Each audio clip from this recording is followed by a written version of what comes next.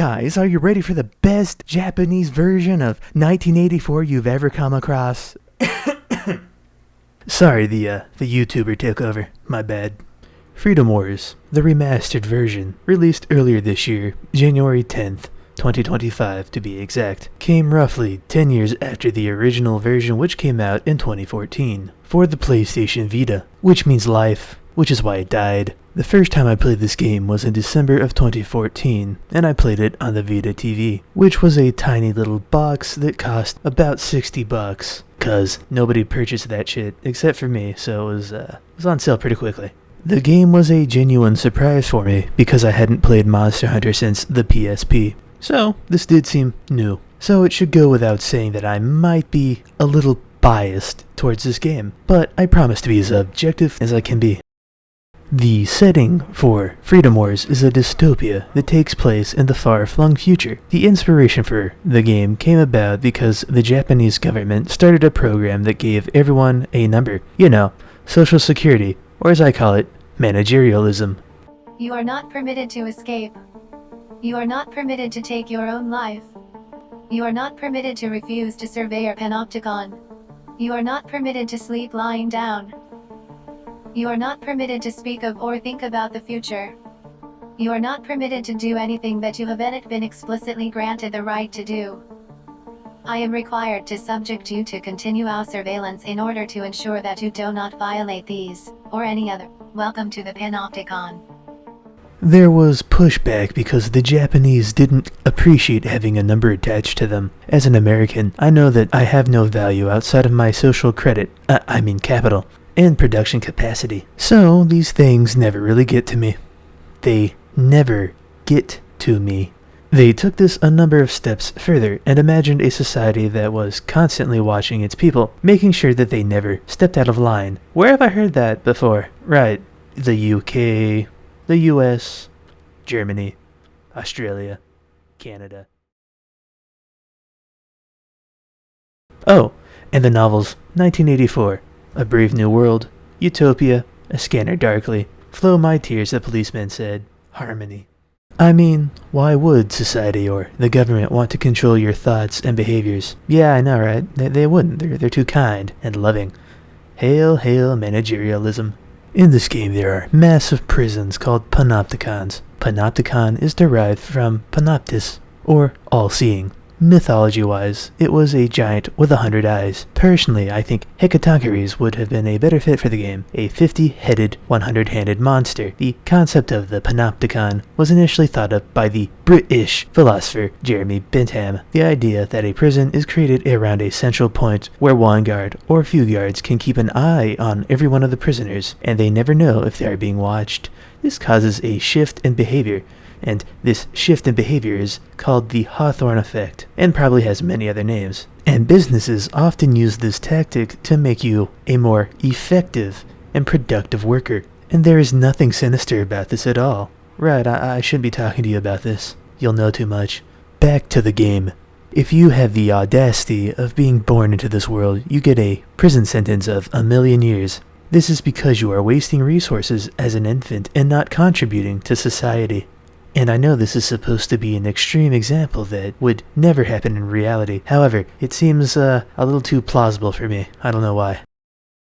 The settings and themes are quite common, but the flavor of the world is kind of unique. The main enemy types are gigantic metallic monsters called abductors. They collect citizens that work tirelessly to find out how to live on the surface again, because it's desolated and nothing can live up there except for abductors. Though, the themes might seem bleak, and they are. This is far from a game that will make you depressed. It's so very Japanese. You can change the battle music in the menu to PDM, or proper dance music, which is exactly what you think it is.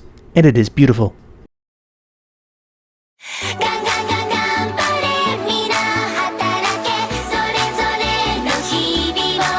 The in-game idol group called the Contribution Girls is made up of 3 members, Panna, Opti, and Connie. If that doesn't make you chuckle or roll your eyes, are you even alive? Oh, and before I forget, since the accessory uses text-to-speech, they can say your name, and most things can be turned into a response that you can set in the customization menu. You can get twisted with the biscuit. jacked with the mat, hit with the fifth, blasted with the ratchet, bodied with the shoddy, dumped with the pump, rocked with the Glock, sprayed with the K, dusted with the musket, down with the pound, bled with the lead. Alright, let's get into the story. Your character is fighting the opposing Panopticon in the opening, and attempts to rescue Nina, and loses his or her memory after smashing his or her head on the ground right before getting punched in the face. Magic Mind Girl talks to you, and you fight some monsters.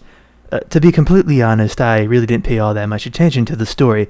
I mean, no spoilers. Yeah, that's it. There is a story here, but it plays second fiddle to the gameplay and mech hunting. There is something here, but I was more focused on grinding and playing co-op, so my bad. Something about moon people stealing our resources, the earth will rise again, as well as some space magic shit. Like I said, I really wasn't paying much attention, other than big number get bigger. We do find a girl chained up in the basement. The FBI said that this didn't exist. This is why I don't trust them. When she is free, we encounter her sister that rides around on a dragon, which is, interesting. And then something about the typical Japanese villain motives of needing conflict. In my mind, this guy must have been punched one too many times in the face by one of these giant mechs if this is actually his philosophy. The entire world revolves around Panopticons fighting one another for resources. If that isn't conflict, then I don't know what is. But there's not enough conflict. We need more. Whatever you say, buddy. Now onto the gameplay. The original was rather clunky, and it might seem obvious, but the remaster is also clunky. The PS5 version feels better to play when compared to the PC. They did something with the PC version, kinda stutters more so than it should. It isn't awful, mind you, but it makes the general feeling of the game more choppy. So, I would say the best way to play this game would be on the PS5, and if you are on the PC, this is one of those games that you do need a controller for. Whenever the aiming reticle gets near an ally or an enemy, it will soft lock onto them, which slows down the acceleration, which adds to the clunky nature of the game. This functionality feels a bit better on the PS5 than it does on the PC. It's less intense. On the PS5, I could actually aim fairly confidently, grab onto the abductors, and fight the ground enemies with ease. Mind you, I only played the demo, which ends after the first code test. And yes, there are demos for all the platforms, so if you're curious, go try it out. Controls aside, what do you do here? Well, this game is basically Monster Hunter with more guns. You can saw off parts of abductors to gain new weapons and resources. You upgrade your weapons with these resources or manufacture new, better weapons.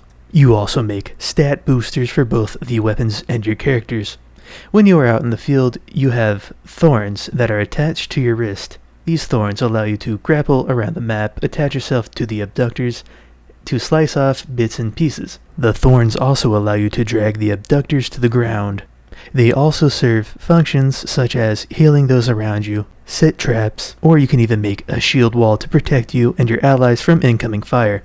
If you are like me, you might forget that these exist outside of the grapple and drag function, because you get hyper-focused on the shiny thing.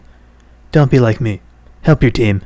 One thing that should be taken note of is the fact that when you complete a mission for the first time in co-op, you must then go back to your cell and redo the mission for story completion. You will load into the mission where a countdown will begin, and then it will immediately say you have won. This is one of the things that should have been altered in the remaster, but whatever. What did they change? The graphics look upscaled. They changed the text-to-speech from Japanese to English. Blasted with the blicky. And you can't change it. They added in English voiceover, so if you don't like to read or you can't read, that's there for you. I suppose they also added in most of the DLC from the original, while, of course, still offering some DLC because Bandai. If you are expecting a 10 out of 10, you will be sorely disappointed. This game might be a 7 out of 10, but then again I am biased. It might not be the best game in the world, but it was originally on the PS Vita, which had basically no games. And considering that the Vita is a handheld from, actually I don't want to think about it. This game is fairly impressive for what it is. If you want something more modern, have no nostalgia, or don't like the graphics, you might still be able to find something here that you like. Since this game was initially made for a portable console, something like the Nintendo Switch or the Steam Deck would be a good place for this. But some warning for the Steam Deck. The performance is kind of odd. When you first load into the game, it might seem stuttery or the FPS might be a little low.